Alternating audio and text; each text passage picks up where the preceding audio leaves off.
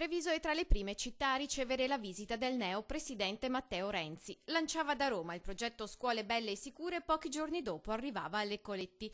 Anche il mondo produttivo si sentiva ascoltato e riponeva grande fiducia nel nuovo premier. Ci aspettavamo veramente delle cose nuove, ci aspettavamo dei risultati soprattutto in termini di politica economica. Luna di miele finita, tra di loro il cuneo fiscale. Oggi per Confindustria il governo è impantanato in altre riforme, quella del Senato in testa, e non riesce ad affrontare la riforma del fisco e del lavoro necessarie alla ripresa, costo del lavoro in primis.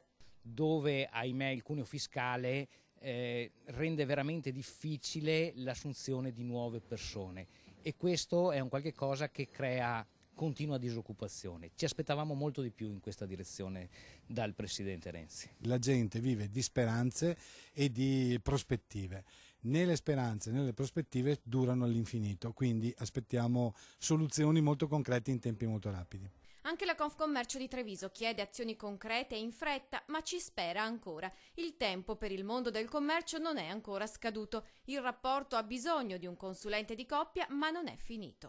Io credo che purtroppo questo Stato, la sua organizzazione burocratica sia una roba che va riformata nella profondità. Io spero che Renzi ce la faccia, perché oltre Renzi e dopo Renzi, credo, temo, purtroppo ho la sensazione che rimarrà molto poco. Renzi resta l'ultima speranza.